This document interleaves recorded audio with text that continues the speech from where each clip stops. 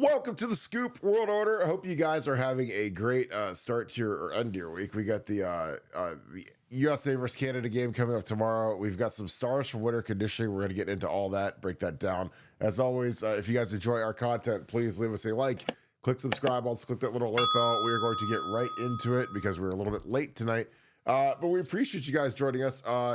Nevada, we have got some stars to report on. James Peoples, Vylan Graham, JJ Smith, some guys that are really making some moves in winter conditioning. Testing is coming up soon. They always do a little test to see if these guys have gotten any stronger, any faster. Who are some names that have been popping off in winter conditioning that you've heard of? Well, first of all, I'm going to give a little programming note so you guys can set your clock for tomorrow. For tomorrow night, we have the great Justin Spiro coming in, and we're doing a Michigan update. And he has got some juicy stuff. You know, Justin is one of the great investigative journalists, one of the few serious investigative journalists in all of sports, let alone that's focusing on this Michigan issue. And he's got a special report for us coming tomorrow night. So if you like the Michigan stuff, tune in tomorrow night. So now, today we had a great post on our board from the helping technician, one of our great insiders, and he identified a couple of guys, a couple of names that are really getting the love from the Woody Hayes, from the coaching staff. And the first one was Kaden McDonald. Kaden, a guy, the big man that they've brought in there on the goal line defense. A guy that I just can't take my eyes off every time he's on there. I feel like he's one of those, true, big bellies on the inside. A guy that can play anywhere on the inside. Definitely a guy that's going to be an NFL guy. Absolutely. Yeah, they're comparing him favorably to Tyleik Williams, and some of the same issues that Tyleik had early in his career too with conditioning. I mean, you remember Tyleik early on in his career would come in great, would flash for a couple of plays, they'd have to pull him out, but they couldn't leave him in there extended periods of time because of his conditioning. That's kind of where McDonald's at right now, but he's figuring that out. He's figuring that out, really getting on the conditioning train, and he's a guy that of all the players on the defense not named Caleb Downs, he may be the one that I'm the most excited about because I just think I think he's the guy that could. I mean, when you talk about the guys that could go on to NFL superstardom, like be like regular players, 10+ year type of guys in the NFL, man, I'd be hard pressed to find somebody that I put more money on than I would on Kaden because I mean, he's just such a good player on the inside and so hard to move, so strong. Kid out of Georgia, kind of one of those prototypical interior defensive linemen from the state of Georgia, from the deep South. And somehow, some way, Ohio State convinced him to come up, and he's just been terrific. But I think he's ready to take it to the next level next year. And if he's able to do that, if him and Edric Houston, the two Southern boys, can come in there and really start giving us big minutes on the inside, that could really, really launch, Ohio State's defense, up a notch, and maybe the decline from 2024 to 2025 won't be as steep as you and I both are concerned that it might be, given the unbelievable amount of talent that exited out the door going to the NFL draft for Ohio State. But Cade McDonald's the first guy that we certainly have, our eyes on, that helping technician has his eyes on. And what are your thoughts on Kaden? I mean, you've been watching Kaden here for 2 years, certainly last year, but like, what are your feelings on him? Well, it's money season for him, and these guys always get a little bit leaner, and they stop eating as much when it's money season. And he's gonna have an option to go pro after this year, and he's got. The thing is there's a lot of guys that look the same, but they don't play the same, and they're not twitched up the same. There's a lot of like guys that look like Kaden McDonald. They're big, wide, fat guys, whatever. But the thing that sets them apart is, are they explosive? Are they twitchy? Do they get off the ball? Are they violent? And with Kaden, his biggest issue is he's got to get in shape. Like, he got to get in better shape. Now, he's in good enough shape to be productive. He was productive in the spurts last year, but he wasn't carrying the mail like the guys were last year. Like, I mean, he's got to get into that. You're now a starter. You're not a rotational guy. You don't, come in on the third or fourth play of a drive. You're in there like the whole game now. And that's something that has been an edict that's been laid down by LJ and these guys, is like, look, the war daddies are gone. Jack Sawyer, JT, Tyleik, Ty Hamilton, those guys soaked up a lot of snaps over the course of games, and now they need Kaden to be that guy, and they need Kenyatta and Caden Curry. Now those guys are both lighter, obviously, but our defensive tackles have got to be in impeccable shape, and again, you can still be heavy. I mean, you can't get down to being 280. You still got to be 320, 325, but there's a big difference between 325 and 340 when you're playing defensive tackle. And, when you get gassed out because you're heavy, it's tough, so we're going to need this guy to be athletic, but I think he's going to be fantastic. And again, I think that when I watch him on film, he's like a Tyreek, like a Tyreek is just such a disruptive player, such a great player. A guy that, like, when teams run zone against us, you have to worry about the guard getting pushed 3 or 4 yards in the backfield and totally disrupting the zone game, which is what Tyreek did all the time. And that's what Kaden is. Kaden's a guy that's going to be, if he stays the course and keeps growing his potential, he could be a 1st or 2nd round pick. Guys like him are rare. And again, that's why I always laugh when people say that Larry Johnson has no recruiting chops. I was like, well, he got Kaden McDonald out of the South, which is that's not a picnic. And we're getting an awful lot of really good defensive linemen for him to be, a lazy, terrible recruiter, because he's got to be all something, right? Like, again, I'm a results-based analyst. I'm not a propaganda mill from the Woody Hayes, from the one guy that sends out all this negative stuff to all the recruiting guys, and they run with these dumb narratives. But I'm like, LJ, I mean, they're like, LJ can't recruit, he's lazy. I was like, well, he just pulled Edric Houston from Alabama, I mean, I don't know what's harder than that. So I mean, between, when you have a duo, and this goes back to LJ and retirement and the kind of the whole spiel. And again, he might retire tonight, and you guys can look back and say, Kirk, you're an idiot. I'm actually going to throw on a little bit of LJ coaching. This is some of the drill work that he does with the guys and with camps. I figured you guys always wondered kind of what some of the stuff looks like. So I'll put this on while I'm talking about LJ. LJ is a great technician, and this is him with Mateo Uiagalelei, who obviously went to Oregon. But you can kind of see what he does. But LJ, these kids love playing for him, and they love his technical stuff. And these guys, they get better as the season goes on. And you saw how our pass rush kind of took over as the season progressed. And you see how these young guys develop. Like Edric Houston went from being a defensive end to a 3 technique, which is not an easy move. Kaden McDonald took a big step. I thought it was a rare occurrence, but every one of our defensive linemen that came back last year increased their draft stock. Every one of them. And that's not a normal phenomenon. There's a lot of times guys come back and the draft stock can go down. It can stay the same, but I thought JT, Jack, Tyreek, and Ty Hamilton all increased their draft stock last year, which is, again, that's credit to Jim Knowles, and big time credit to Larry Johnson, and credit to those kids. I mean, those kids, they were on a mission and they worked hard, and it wasn't always perfect, but they ended up with the big ring. And I don't think that there's a single NFL personnel guy, and the ones that I've talked to said it's not even close, like how much those guys increased their draft stocks, and they're kind of mostly fringe 1st round guys now. Maybe 2nd. Ty Hamilton's obviously a little bit later, but the other 3 are, I mean, you're talking late 1st or 2nd roundish type players, and I think that it's because of LJ. And so, as much as people want to put LJ out the pasture, I just I don't see it yet. Like I said, he's making $1 million a year, and if I'm Ryan Day, I'm not really trying to lose both my offensive line and defensive line coach in the same year. Like, I'd like to stagger that over a couple years, because, the trenches were really, really good for us in the playoffs. And, I'd like to have some certainty on one side of the ball in the trenches, because on the offensive line, as great as Tyler Bowen is, and as much as he likes to tweet at and text kids and call kids, and he's talking to 7 million offensive linemen, and he's recruiting, and he's doing everything that Justin Fry didn't do, where he's Twitter fingers all night with these kids. Like, how well does he develop the offensive line? How well do our guys block? How well does he develop Ethan Onyanwa, the left tackle from Rice? He's a big athletic project, but he is raw. I mean, I've watched his tape, and you got to get the development cap on that kid pretty quick. And the same with Phillip Daniels, our right tackle. I mean, those are 2 big, tall, 6'6" and 6'7", tall, athletic tackles, but they're both raw. And they're not going to be as good as Donnie and Josh Fryer were as fifth-year seniors, so just is what it is. So I think that it's going to be excuse me, Donnie's a fourth-year guy, but Josh Fryer was a fifth-year guy. So a lot of experience and a lot of production that you're losing out of tackle. So we'll see.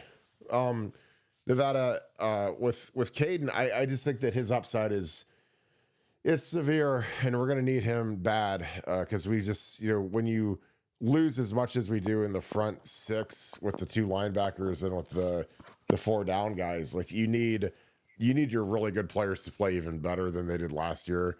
And that's definitely going to be Kaden. It's going to be Edric Houston too, because Edric's going to have a huge role.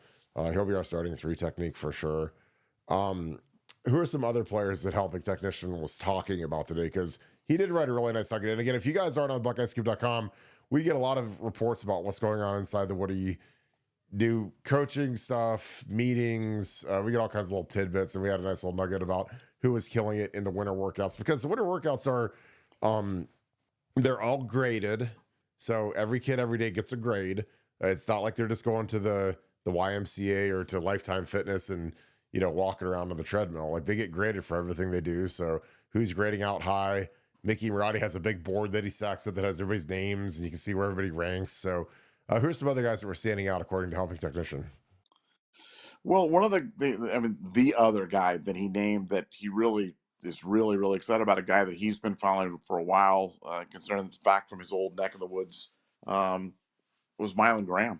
Mylan Graham, we talk about next year, and we talk about, obviously, about JJ and Carnell and about Brandon Ennis, and we had an entire show on Max Clare and how these guys are, poised for a big year with Brian Hartline. And Mylan Graham's kind of the forgotten five-star that, he didn't early enroll, so he was a guy that kind of came in later, as it were, in the process, but kind of traditional path. And he just loves this kid. Just says he reminds me so much of Chris Olave in his mannerisms and his way he kind of conducts his business and in his preparation and his route running. And he thinks he's the next big thing. He thinks Mylan Graham is going to be absolutely terrific, for Ohio State. And, it's tough because, we've got such an embarrassment of riches in the wide receiver room right now. And there's just not enough forward passes to go around to get everybody their touches. But he's just like, Mylan Graham's got to be a guy that's so good. He's going to demand attention. He's going to demand playing time.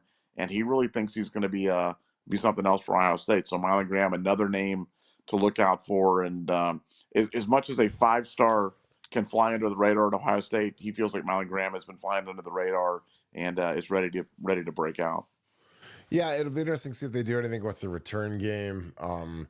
Again, you could give him some little cheap stuff. Like I love little stuff like this. For those of you guys that are on YouTube, this little route that he runs right here, I think is a real creative way to get a kid like this. It's funny. They almost line him up at tight end, which is it's funny because he's in a slot receiverish type look.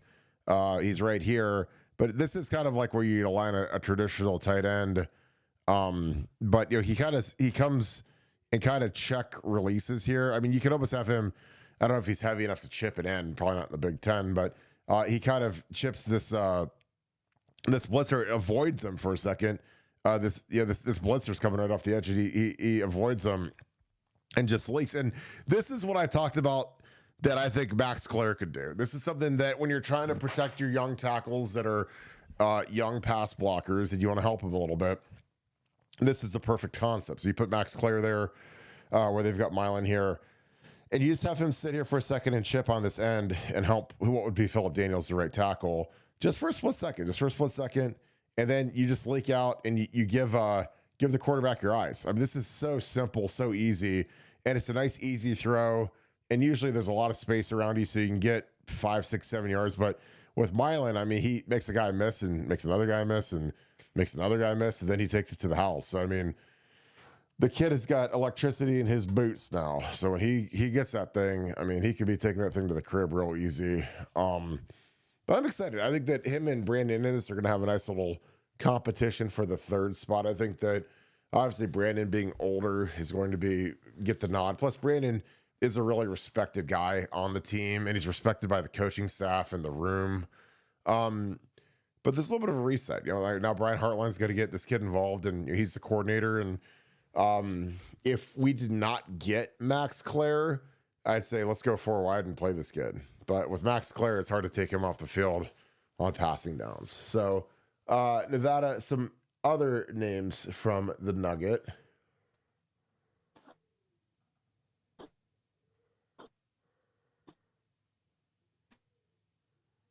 Oh, my fault. Nevada has left us for a second, so he'll be right back. Apologize.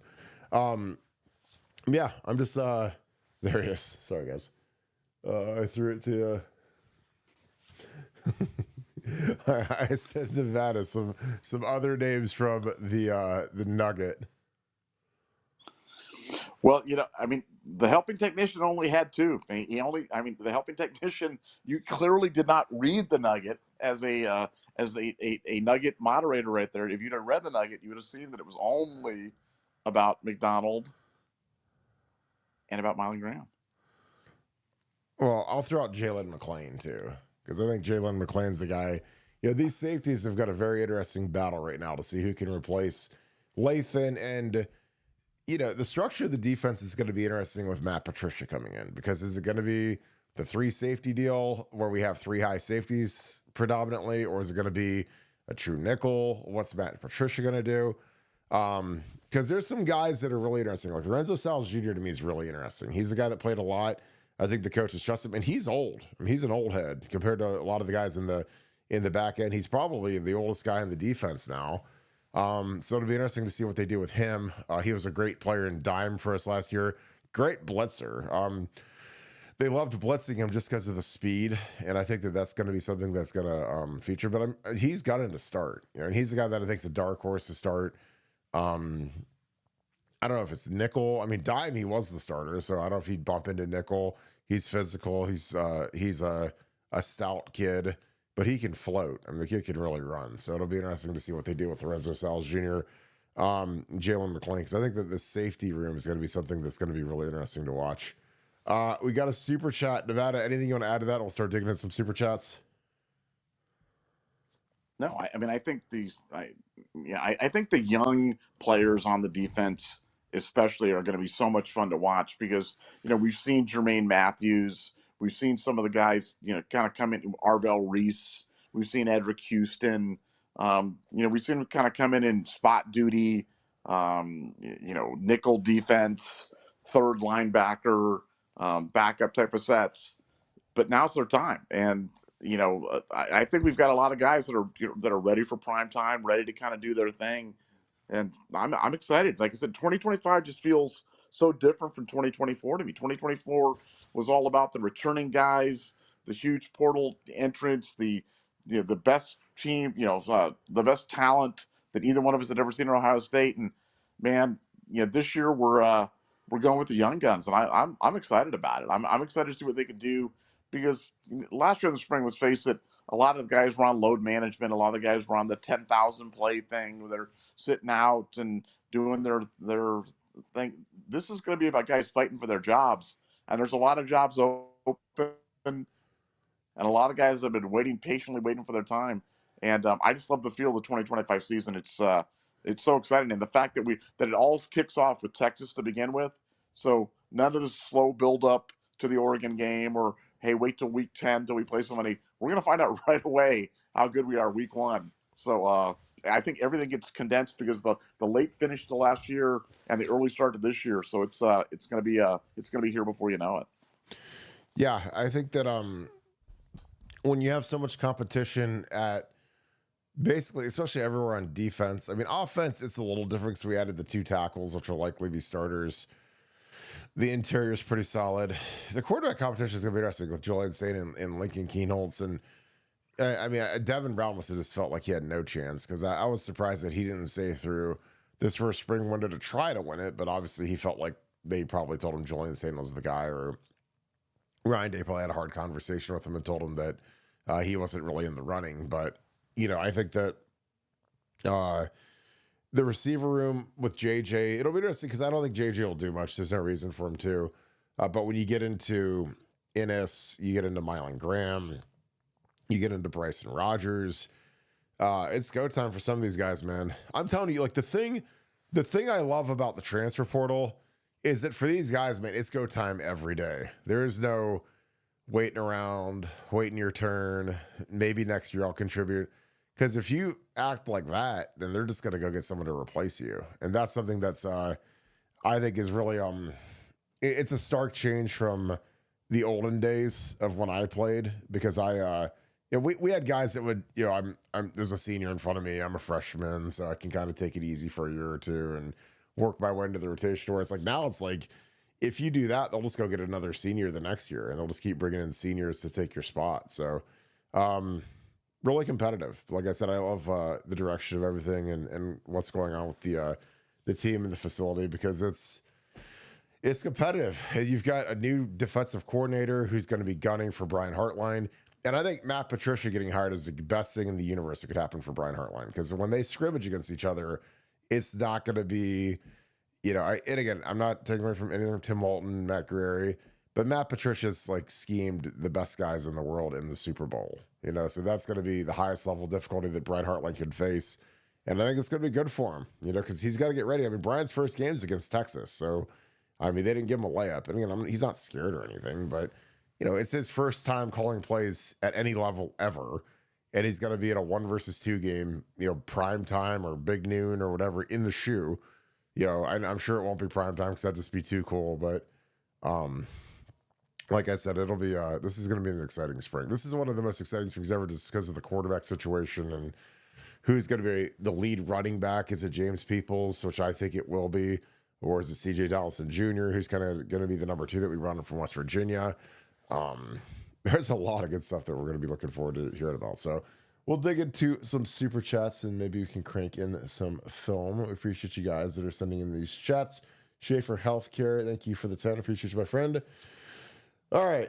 Can you go into detail about what you think the key differences will be in Matt Patricia's defense versus Jim Knowles' defense? And how do you think it'll translate to the results on the field?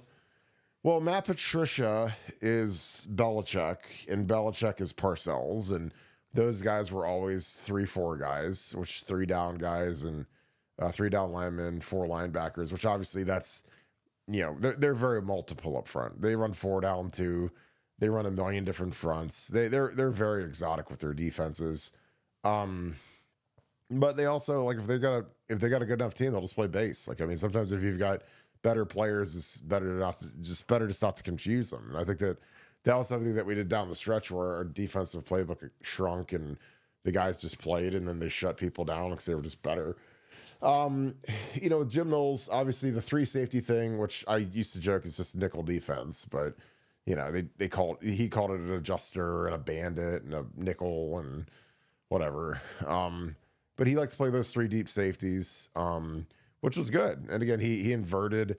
Caleb Downs inverted means he brought him down kind of in the middle of the field where he'd hang there and shut down RPOs. And again, I think Jim Knowles is a genius. I mean, even if he went to Penn State, even if he's a vegan, even if he, whatever, like I still think he's a genius. And again, the way he got that defense cranked up and how good those guys played and how prolific they were, like Matt Patricia's got his work cut out for him to replace him. So again, for whatever reason that he left, God bless him, his defense was magnificent down the stretch. So I have nothing bad to say about Jim Knowles, but Matt Patricia is going to be much more varied, I think, and that can be good and bad. The one thing I will bet everything I'll ever own on is our defense will not be as good as last year. We were number 1 in total defense.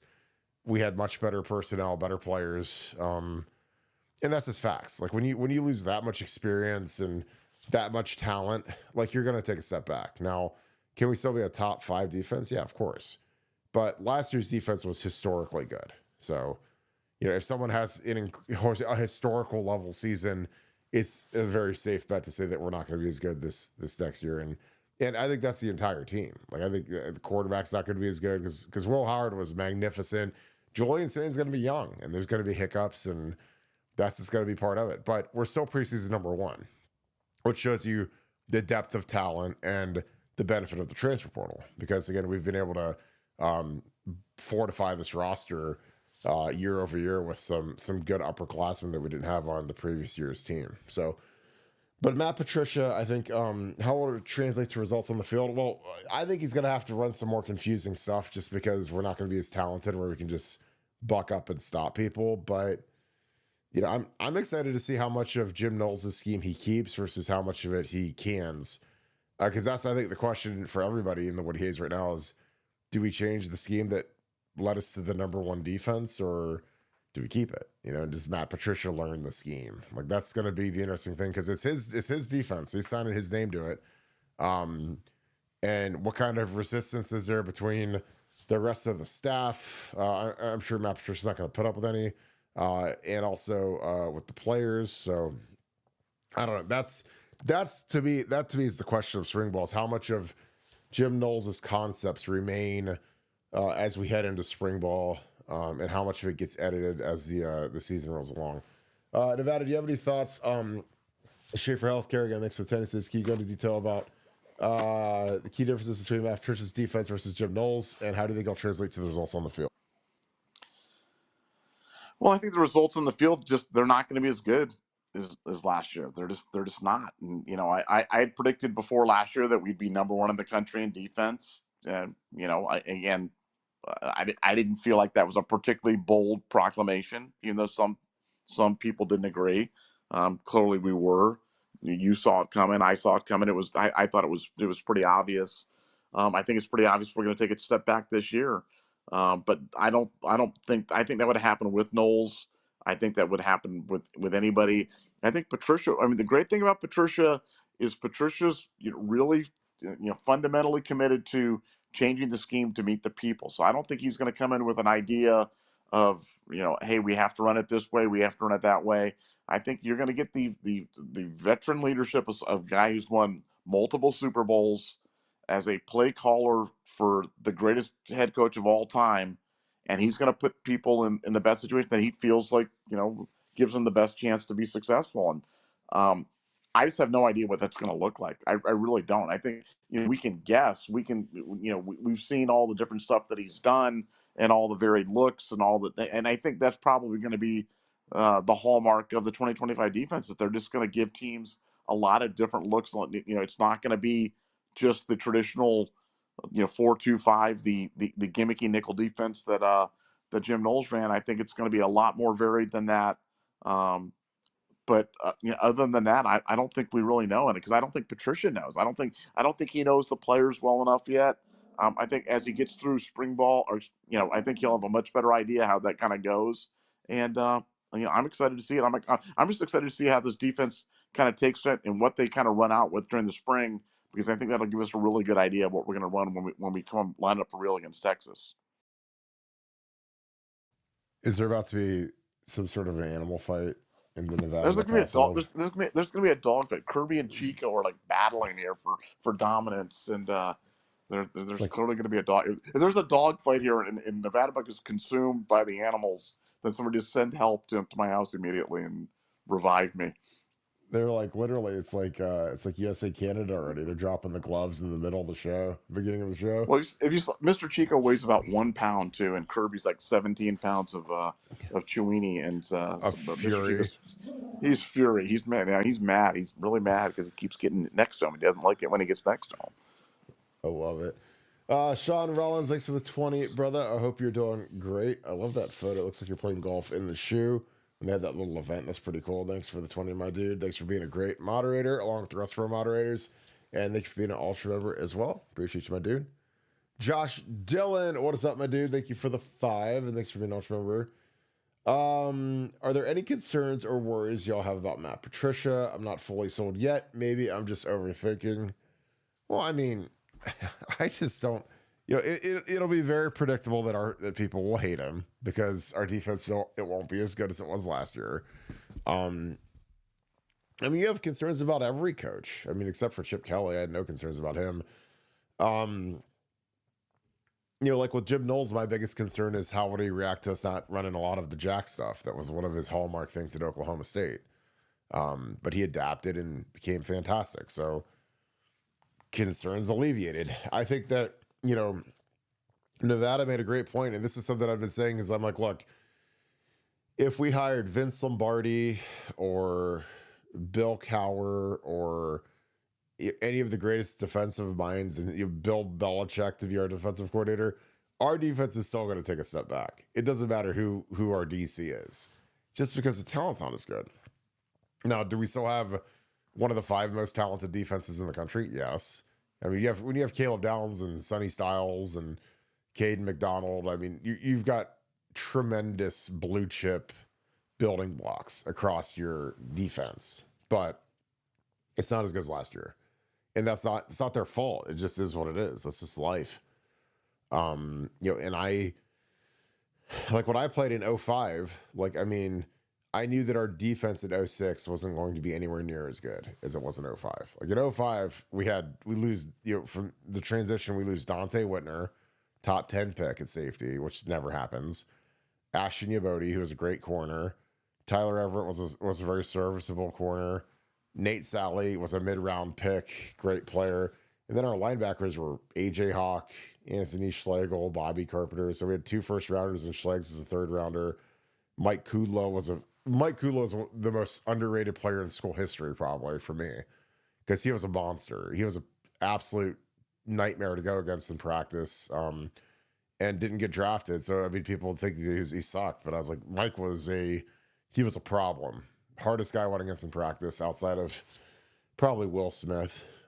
Cam Hayward was tough because he was 6'7", long arms, but Mike Kudlow was that guy, and he was gone. Marcus Greene was the guy that was in the NFL for a few years. So I knew that when we got to spring ball in 06, our defense wasn't going to be nearly as good, because I looked at who was playing in the secondary and who we had on the D line. It just wasn't anywhere near as good.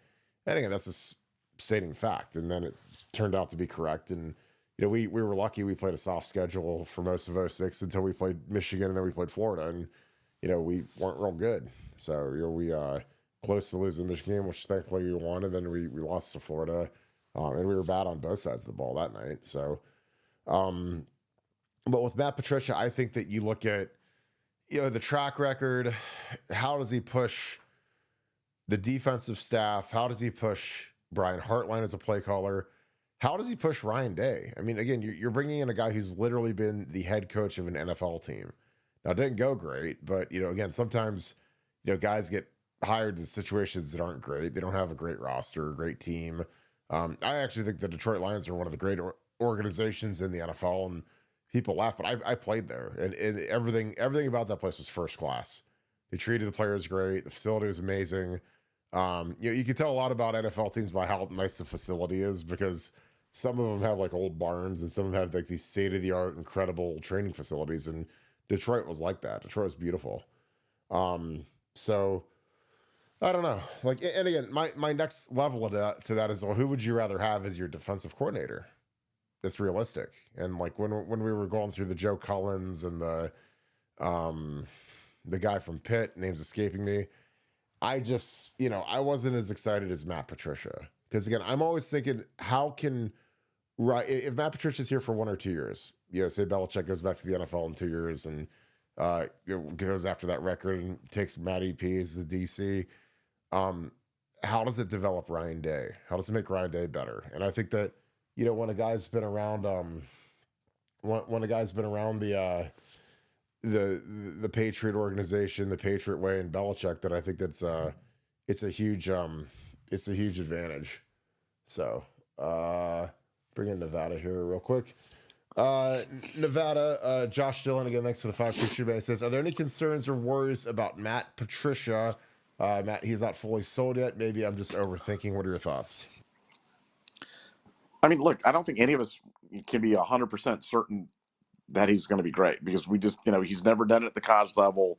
We don't have any, direct relevant experience that we can point to. But I'm 99% there. I'm as certain as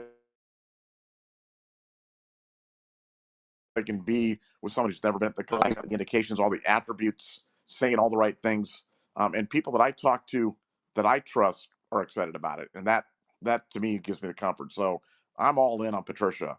And so if Patricia turns out to be a bad DC, people can line up and save the receipts, and let's just make sure we get the receipts accurate on the sub. I had a guy claiming receipts saying Kirk, that you and I were saying that were negative about Ohio State after the Michigan game, and we didn't think that we'd win the national championship, and we were saying Ryan Day had to be fired. And I'm like, guys, we never said. Make sure you quote me correctly on this, but I'll go down on the ship with Matt Patricia being a good DC at Ohio State. I think he's a really, really smart guy. He's completely committed to his craft, and he's worked for the GOAT. The GOAT has hired him as an offensive coordinator and as a defensive coordinator, and he's been the head coach of an NFL team.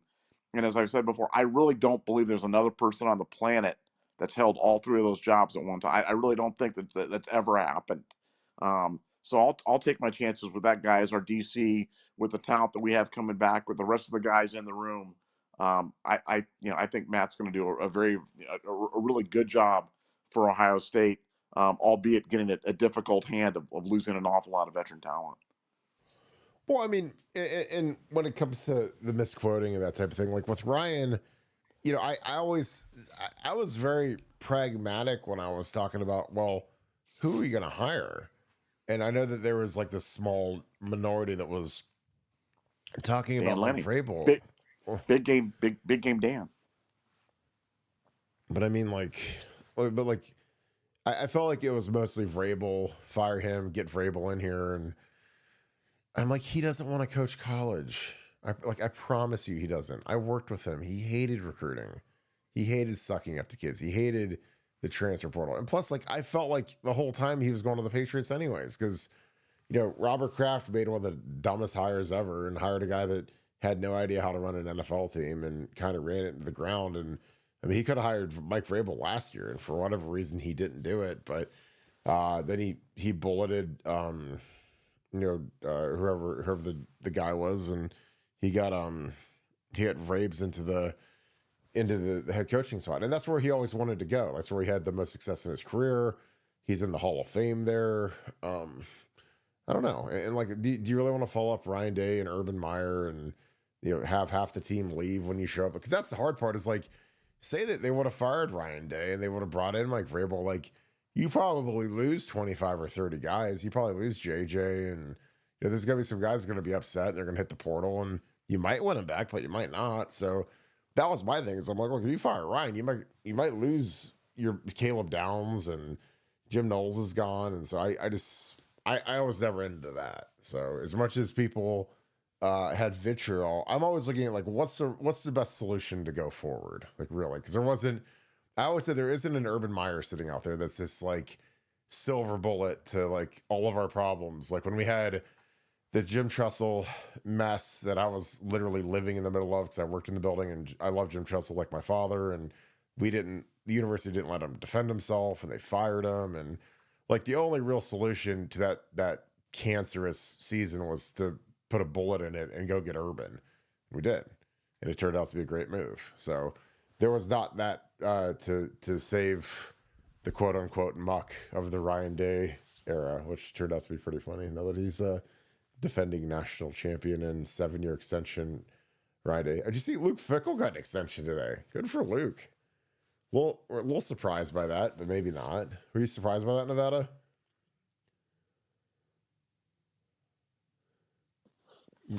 I mean, I honestly didn't even I didn't even see that, and I've been following the sports thing pretty carefully all day. I mean, he got an extension. How many years did they give him? Up to I don't know how many he had left, but it goes to 32. So I mean, that's like a 7-year total length contract. That's amazing. I mean, that's semi amazing, but I think it kind of shows you kind of where college football is right now, where you can even be kind of mediocre and teams will fight to keep you because the college jobs are so difficult and they're so worried about the bigger teams plucking the coach. Not that the coaches couldn't leave anyway because they just buy them out and do whatever, but yeah, it's good work if you can get it. It's good to be the only thing better than being a coach in college football right now is being the agent for coaches in college football right now, because those guys are getting paid, man. Those guys are getting paid. Well, I think that there's somewhat of like a preeminent move to lock up a coach like a guy like Luke, because if he would have an option to be a coordinator in the NFL or whatever in the NFL, or go be Mike Vrabel's defensive coordinator. Whatever. I'm spitballing. Like that's never been on the table. But like, there's guys that do that, man. I mean, Jeff Hafley left Boston College as a head coach to go be a DC in the NFL just because when you're at these mid-tier programs that aren't Ohio State and they're not Alabama and they're not Georgia or Michigan, like it's an uphill battle every day. From an NIL perspective, from the roster moving. And Luke's lost some really good players in the portal the last 2 years. Like some really good players. So I don't know if it's a preemptive thing and they say, hey, he might get sick of losing all of his good players to other schools because our NIL is not good enough or whatever it is. But good for him, man. It's nice to see that extension and good for Fick. RJ, sorry, thank you, my man, the Pink Floyd piano cover artist. Make sure you guys follow his YouTube page. He has the entire album, Dark Side of the Moon, done on piano. It's actually really good. I listen to it, and I always listen to Another Brick in the Wall because that's one of the great songs of all time. Thanks to the 5, my dude. This past season, OSU offense was 46% pass, 54% run. Wow. What do you think the mix will be in 25-26? Nevada OH? I would have never guessed that in a billion years that we were 54% run. I'd never guessed that. I don't know why, but it's never would have. Nevada, what do you think our percentages are going to be between run and pass next year? Brian Hartline at the controls, 90 to 10. I think no. I think it'll be pretty closer to 50-50. I mean, it's hard to go. I mean, when you look back, I mean, 54-46 is not historically that much different than where Ohio State typically falls on the continuum in the modern era. I'm not talking about back in the old days of Woody Hayes, but that's a pretty typical distribution. So I mean, it's certainly going to lean more towards the pass. And Brian clearly is going to lean more towards the pass, but I doubt we're not going to go 60-40. We're not going to be Texas Tech or anything like that. Just game flow will dictate that we'll run the ball, and you'd be surprised how many times you can pick up just kind of meaningless running plays along the way, and they kind of pad those running game stats. So yeah, I'll say 50-50 for 2025. I'll say 60-40. I think we're going to throw it a lot. I think that's just going to be our MO with the 4 guys, our main guys and our tight end. I think that we're going to be chucking that thing. Now, I don't like that because I think it's not going to help. It's not going to help our quarterback because if he's back there and we're not pass protecting, it could get ugly. Because I think that the 2 biggest stories are going to be our tackles pass protecting and Julian Sane and how does that work together and how proficient is he at delivering the ball? Because he's got great targets, man. And this is going to be, I mean, this is as good of a batter as we've ever had with this tight end that we have now. I mean, he's really good. So you get him, JJ, Tate, and Ennis, and Mylan Graham. That's going to be terrifying. Not to mention James Peoples. So it's going to be really, really good. Nevada, I got your boy, your boy Will Howard being inaccurate like always. I got a quick little. I love some of these play action passes that Chip would run. Throw this tape up here real quick. Your boy Will Howard, inaccurate. You always said he was good. Let me see him. I know. He's not good. He can't do it. You know what play this is? So this is a play action pass, obviously. So you got a nice heavy double team here where we crush this guy. I think this might be. I don't know if this is a full RPO. I can't tell. I think it's a play action pass. But these guys are real heavy on this double team. And this is a great job on getting this thing buttoned up. Great job by Luke pulling here. And then Carnell. Oh, my God. You want to talk about one that you want back? I mean, and the crazy thing is there's not even a safety anywhere. So it's not like he's about to get clocked by a safety in the middle of the field. I mean, it's literally just a slant. I mean, that's like a pregame warm-up throw. Oh, I love Carnell. He's such a great coach. I mean, Carnell had some big drops for us this year. I mean, not that the Michigan game was some wonder of offensive thing, but in the tie game in fourth quarter, and one of the few times we had time, and Will Howard rolled out and hit Carnell right in the hands, and he dropped it. And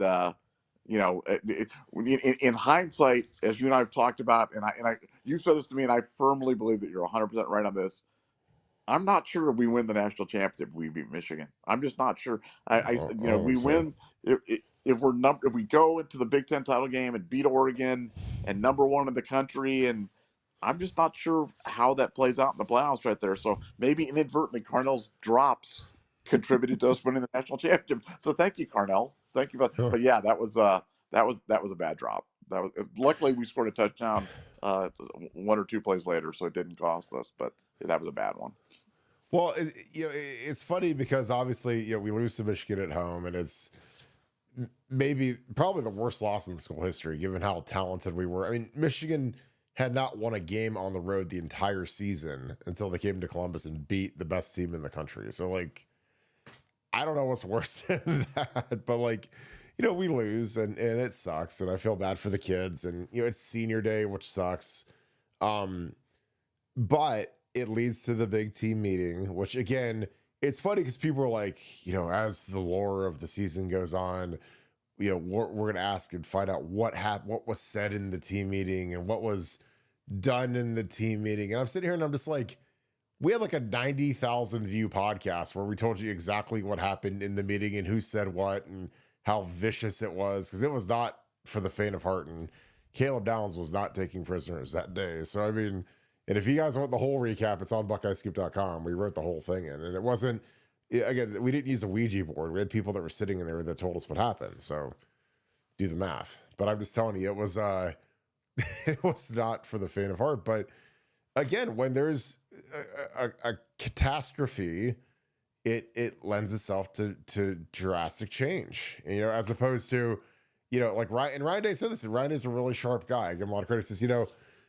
there's a lot of times where you see problems. You see, it's like the check engine light being on or something. Hey, the offense isn't as efficient as it needs to be running the ball. It's not, pass protection's not good. We're getting beat on this stunt. This defensive coverage, we get torched on. Like there's all these signs, but until something like some catastrophe happens, it's hard to get kids to change. It's hard to get people to change. But when a catastrophe strikes, again, like, if I'm, you're lighting candles and falling asleep every night, and then all of a sudden my house burns down, I'm saying, well, I'm probably not going to light that candle anymore, or whatever, or if you're, like I said, it's like the losing weight thing. Like everybody's always trying to get in better shape. It's like, well, yeah, I get to start that diet up next week, whatever. But like, if you go to the doctor and they say, hey, you're gonna have a heart attack in 2 months if you don't if you don't put the food down, then all of a sudden you're like, damn, I better go for a walk and eat less cheeseburgers and more jasmine rice or whatever, and just keep it rolling. So I'm just telling you, like, when you get that bad news, and all of a sudden it sparks change. And that Michigan game, and again, like, losing the game sucked. There's no two ways about it. I feel bad for the players, the coaches, whatever, but they don't have to play in the Big Ten title game. They get another home game against Tennessee, which kind of started, that was kind of like the big push of the snowball down the hill, because that snowball was like, it was like a Ford Raptor tire, and then you push it down the hill, and all of a sudden it's like a monster truck tire, and then by the time it gets to Oregon, it's like the size of the Titanic, and that's what the snowball was like. And then that thing just kept getting bigger and bigger going down the hill as it engulfed, Texas and then Notre Dame finally. So I don't know. I just thought that Tennessee game, and not having all that time off and not having all that, again, I think that the adulation kills these kids. Like those kids that played for Oregon, and they're on campus, and they're flying to LA with their NIL money and partying and having a good time, going to Vegas and during their week off, and they're around all the honeys and all the co-eds, and they're all saying, oh, you guys are going to win the Natty. Oh my God, we're so excited. It's the first time we ever won the Natty. And then all of a sudden, guess what happens? They show up and they run into a bunch of, absolute savages on the field, and they rip their hearts out and kill them in front of the entire nation. And like, that just doesn't happen. Because again, Oregon didn't have to get whipped and beat to death like our kids did, and our coach did, and our staff did, and everybody. So I mean, they were living luxurious, and our guys were getting killed. So I think that there's always a level of our guys and our coaches want to take that pain out on Oregon. They want to inflict the pain that we've had to deal with since we lost to Michigan on all of our future opponents. And I think that happened. And I think that that's why our guys played angry. They started fast. They just weren't in the mood. And plus they were on the tightrope with no net underneath, because the only way they could have any sort of legacy for the rest of their lives regarding Ohio State would be to win the national title, because they lost everything else. They never won the Big Ten, they never won Michigan. So but you still have a chance to win the one that trumps all of it. And they did. And it's awesome. And I'm happy. I couldn't be any more. I could be happier for guys like Jack Sawyer and Ty Leak and Cody Simon and Trey Henderson and Will Howard. Like, it's amazing. So I just thought that Michigan loss was the best thing that ever happened to the team. And sucks, but sometimes you got to take your medicine. And we took it, and we made it into the greatest run in college football history. So it's good on Ryan, good on the leaders, and good on that team. Nevada, any thoughts of that, or we'll get to the next super chat? No, I totally agree. I just think it was a crazy set of circumstances. You know, I had a back and forth, a good discussion with one of our posters today, and he was talking about how this wasn't very special to him like the other ones because we lost to Michigan. And I'm like, man, to me, it just made it that much more special because the story was so great.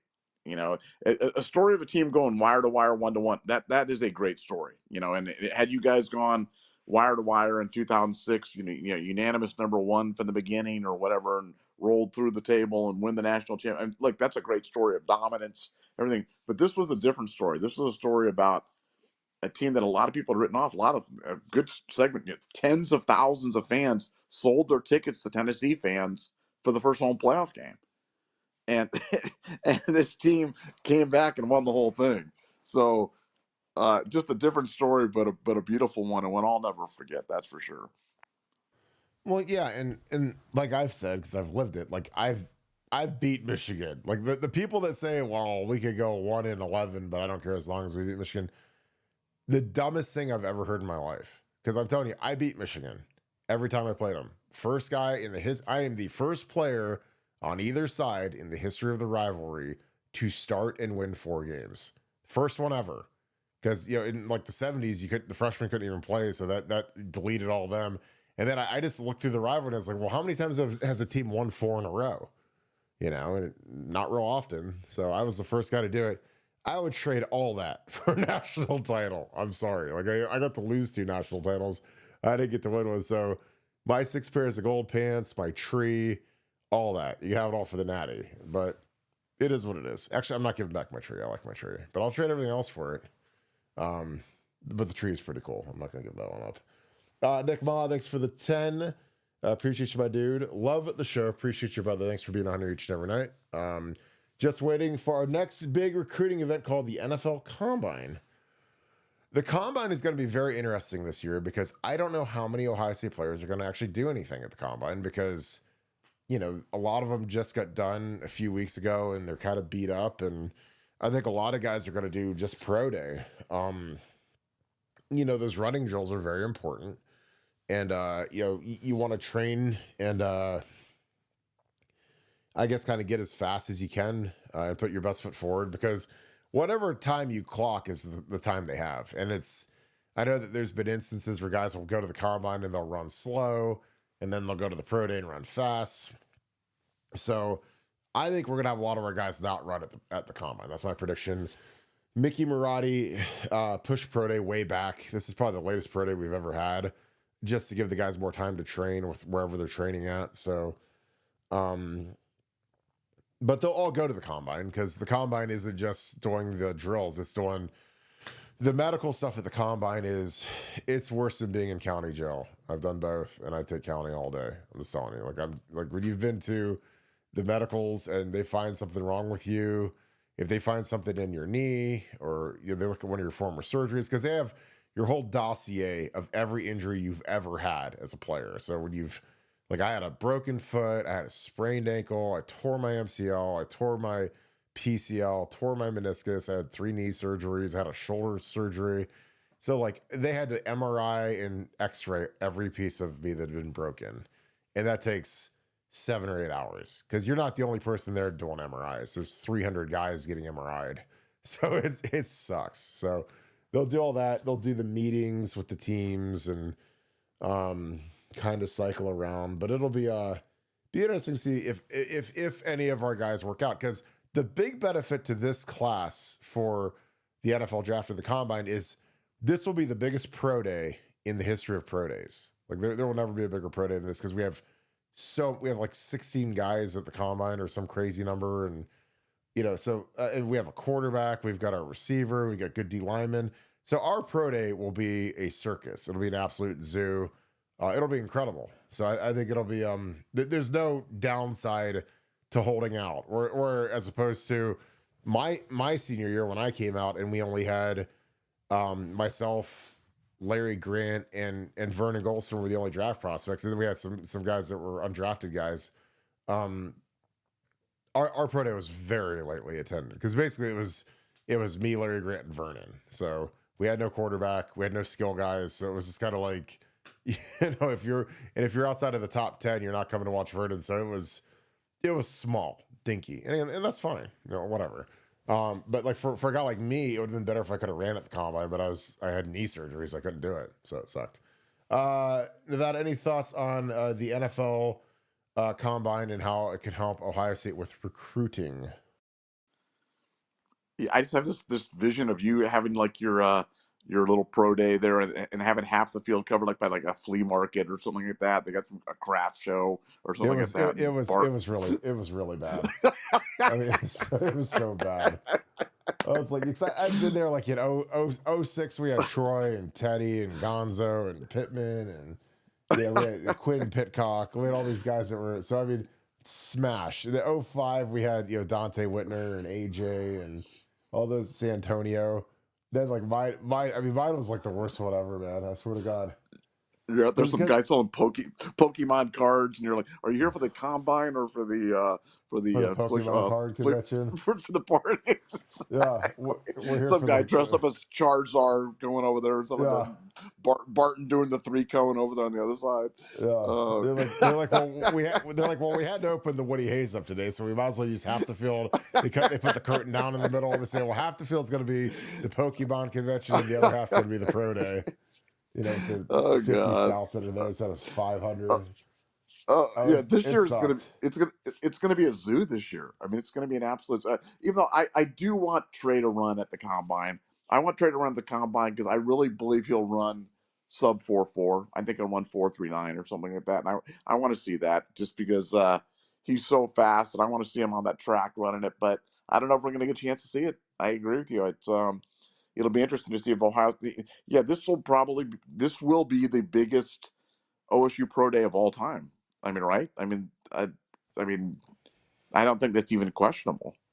Yeah, I can't think of one that, I mean, 05 was big because I think we had like 5 first-round picks that year, but we didn't have a quarterback. What are we gonna set? We're gonna have 7 this year or something like that. Or we're gonna have at least 5, right? What, first rounders? Yeah, probably 3, I'd say. No, I'll bet he's over 3. I'll take the over. So, Emeka, Simmons, and who's the third one? Well, I mean, I think there's a bunch of guys that you could throw in there. I mean, I think Trey Henderson could definitely be a first round pick. I think Jack Sawyer could be a first round. I mean, I'm talking about late in the first round. I think JT Tuimoloau could be a first round pick. I'd have to really look at the draft board, but I mean, I bet you we get over 3. You think there's a prop on that online? I don't know. That's a good question.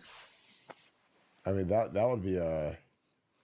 I mean, I think Will Howard could be a first round pick, and I know I'm a Will Howard fanboy, but the way he's kind of shooting up draft boards right now, that does not seem crazy to me.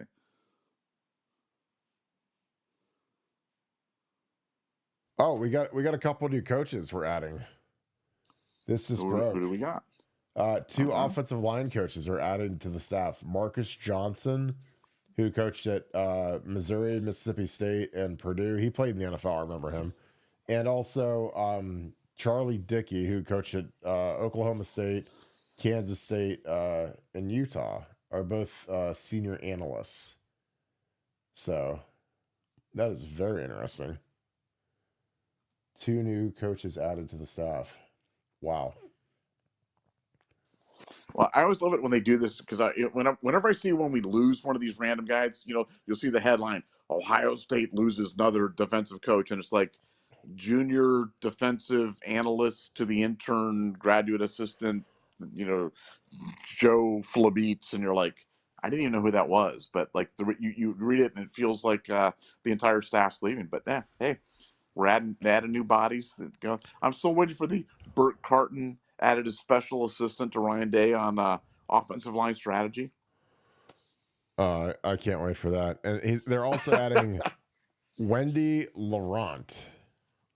Wendy Laurent, who was a former Penn State offensive lineman who blocked for Saquon Barkley, and has been the assistant head coach and tight ends coach at Dartmouth. He used to be at Penn State. Yeah, so we'll toss this up on the screen real quick because this is very interesting. Ryan's loading up. So yeah, this is big. So we're starting to make some moves here. So we got a guy. So we added a ton of O-line guys. So that's interesting. So I would have to think Tim Drevno is gone. But these are the two senior guys with Marcus Johnson and also with Charlie Dickey. And this is yeah, I mean that's some serious firepower right there. Yeah, you get 2 Power 4 guys coming in. So there you go. We're loading up. Way to go, Ryan. Go team, go. Yeah, let's Coach Ryan Holt handing out the golden tickets, man. Just full-time jobs at Ohio State. He really is. I mean, geez. Yeah. I mean, we're gonna have like five offensive line coaches now. Ryan needs to come out. He needs to come out during the spring ball wearing like the Willy Wonka hat and the tails and in the little cane and everything like that. Do like the little roll like Gene Wilder did when he came out of the factory. I think that'd be awesome because that's who he is. He is Willy Wonka. Yeah. And he has an Oompa Loompa working for him in Pantone. he really does. I'll be here all week. I'm here all week, baby. Have the veal, baby. Have the veal.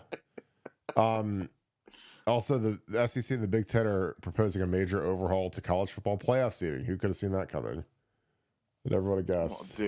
Dude, well, that's why I've been saying forever, and they're like, well, people won't vote for this. I'm like, they don't. After next year, they don't have a vote. The Big Ten and the SEC control the entire format going forward. The only thing that's going to keep them from completely just making it the Big Ten SEC show is the fact that they don't want to lose the political capital doing that. They want to preserve college football to some degree, but they literally contractually control everything. So, next year they're going to change the seating. Next year it's going to be, you're going to get an automatic qualifier, but they're not going to, I just don't see any way they can keep that seating, because the seating almost messed up the college football playoff this year. It almost ruined the 12-team playoff. To me, it kind of did, because it created such disparate paths. And I think they've got to fix that seating. And the good news is it's only going to be one more year of that at most, if they can't get unanimity. But yeah, going forward, it's going to be the Big Ten SEC show, no question about it. Yeah, it's going to be amazing. Hey, this is good by Ryan, man. He got a couple of veteran O-line guys to help out, and like I said, these guys. I mean, I don't want to say they're more qualified than Tyler Bowen, but it's like you got a couple of grizzled old guys. I mean, Marcus Johnson played in the league for a few years, and I mean Charlie Dickey, he's been line coach for 37 years, so it's like he's been an O-line coach longer than Tyler Bowen's been born. And I think that this could kind of be the new wave, the new method, because the thing that changed all this is having the expanded coaching staffs. Because before, like when I coached, like if you're an analyst, you weren't allowed to coach. These guys can coach just like they're one of the top 10 coaches. Like, and the top 10 coaches, and it doesn't mean that it's some sort of ranking system. They're the 10 countable coaches that are allowed to go on the road and recruit without a waiver. Now, during the playoffs, when our coaches were working, we sent Pantone and all of his minions out across the country. There were these waivers that they could get so that they could go out and do recruiting while the rest of the coaches that were out of the playoffs could recruit. But I think you're going to start getting some of these younger guys as position coaches that are really good on Instagram. They're really good on Twitter. They're good at recruiting. They're good at playing NBA 2K with these recruits and building relationships and becoming their buddies. And they might be good coaches. I don't know how great they're going to be, but then you can fortify it with some of these old heads that they don't want to recruit. They don't want to talk to these kids. They don't want to be on 2K, and they don't want to do all that stuff. But they can coach, so now this is a really fortified offensive line coaching staff, which is great. And I would guess, I bet a lot of money Tim Drevno is gone if you're bringing in two old heads like that. So, wow, that is. And plus, they still have to hire an offensive line GA too, unless they get rid of the O line GA and they move them to quarterbacks, because you don't have to have an O line GA. You could have him elsewhere. You could put him with the receivers, or put him with.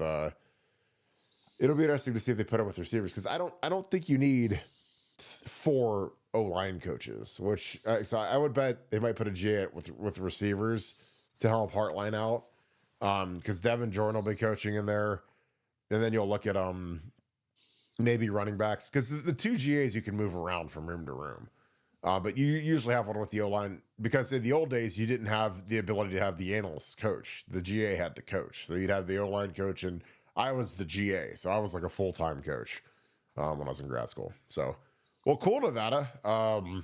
Huge hires. Good job by Ryan. We could wrap this thing up. Any final thoughts? No, just it's going to be exciting. It's exciting seeing all these new. I mean, man, we've got so many new faces in the coaching room. So many new faces going to be out in the field. Just going to be an exciting 2025, and can't wait for spring ball to get going, man. I wish it was tomorrow. Yeah, it's gonna be here quick, man. I cannot wait. All right, we'll wrap this thing up. As always, we appreciate you guys kicking with us. If you guys enjoy our content, please leave us a like, click subscribe, also click that little alert bell. Again, we appreciate you guys so very much for all that you guys do and being a part of the show. Again, if you want to help us out in a huge way, give us a follow on Apple Podcasts. Again, I appreciate you guys that have done that. Leave us a 5-star review, and also follow us on Spotify. Again, I appreciate you guys so very much. I hope you guys are having a great week. Coming up strong. We will be done. We're gonna go a little early tomorrow, 7. We're gonna be done at 8 sharp, because we want to watch that Team USA game. Go USA versus Canada. That's gonna be awesome. That'll be big time. So make sure you guys tune in and get ready to root on the boys in blue. So with that being said, thank you so much, Buckeye Nation. Thank you, Scoop family. We'll talk to you guys tomorrow. Hope you guys have a great rest of your night. Go Bucks.